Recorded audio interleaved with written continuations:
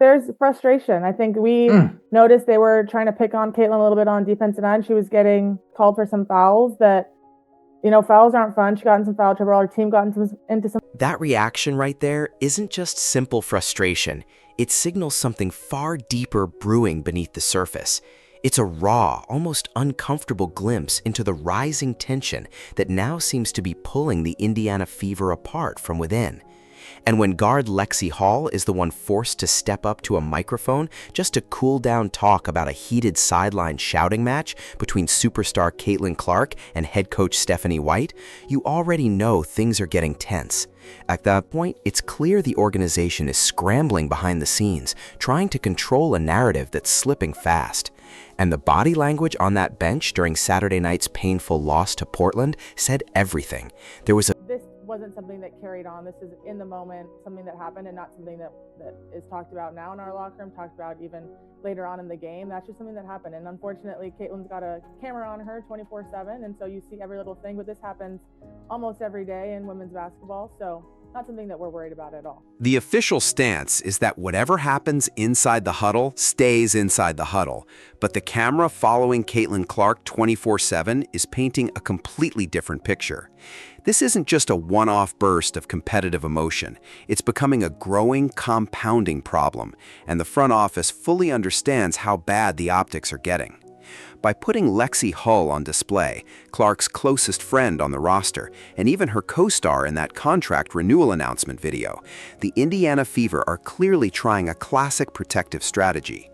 They are leaning on that personal bond to reinforce the idea that everything is still stable under coach Stephanie White.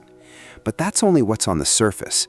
What comes next is what truly matters, because the game film itself is starting to expose a deeper structural breakdown in how this team is being managed on the floor. There's going to be a microscope. There was a microscope the moment she declared for the draft. There's a microscope on her in college, too. But I think for us, it's continuing to just show up and do our job every single day.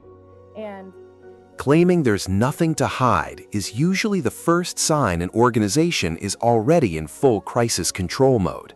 Let's break down the real basketball situation that sparked this blow-up against Indiana Fever in Portland.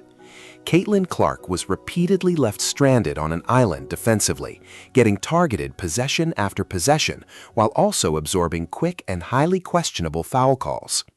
Instead of stepping in to defend her star player, challenging the whistles, or actively engaging officials to protect the franchise cornerstone, Coach Stephanie White remained on the sideline with folded arms, appearing unusually passive. That kind of visible lack of institutional backing is exactly what fuels frustration and public tension from a hyper-competitive leader. And here's the part most people are missing. This isn't some new or isolated growing pain. It's starting to look like a repeating pattern of coaching decisions that have been building over multiple consecutive weeks. A great relationship. I think all of us, we know this is a long season. It's hard to win in the WNBA. A strong relationship on the court usually doesn't spiral into a situation where a coach consistently shuts down momentum the moment it starts building. Whenever Caitlin Clark catches fire with an explosive solo run, strings together back-to-back deep threes, or personally flips the game with an 8-point swing, the sideline reaction has often looked more like control and restraint instead of support and amplification. The coaching group continues to push back against the very high-risk, high-reward style that defines her greatness, and that constant tension ends up slowing the offensive flow of the Indiana Fever while allowing frustration to build from game night straight into the next practice session. And this is where the situation starts to get personal, because the way the Indiana front office operates goes far beyond simple X's and O's disagreements on the hardwood with Coach Stephanie White. This comes out. The Noblesville Boom, an Indiana G League team, signs Connor McCaffrey. I'm telling you, the Indiana Fever, they're the mob. They're the mob. Run like a couple real gangsters.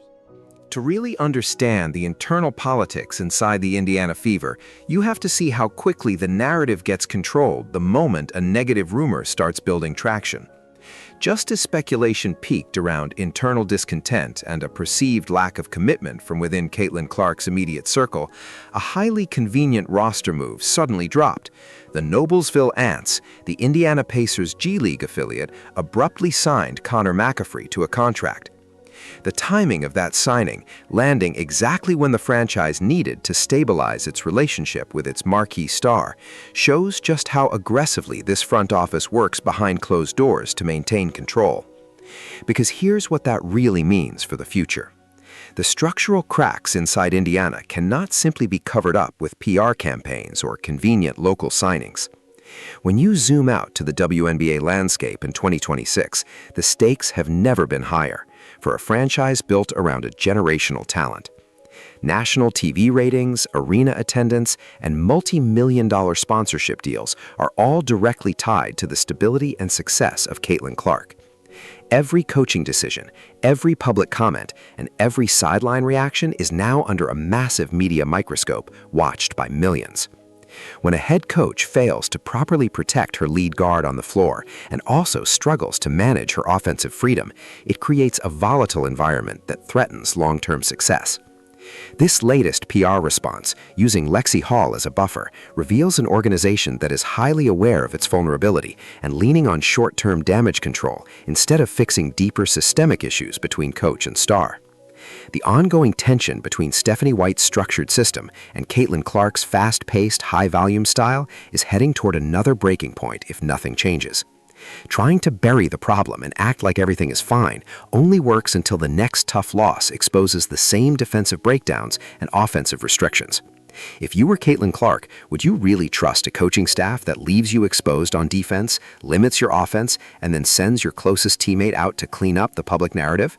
Because right now, everything suggests this partnership is not sustainable. Now tell me who you think is right here. Is Coach White justified in trying to control the style of play, or is the Fever front office failing their superstar on a deeper level? Drop your thoughts in the comments below, hit the like button, and subscribe for more raw WNBA breakdowns like this.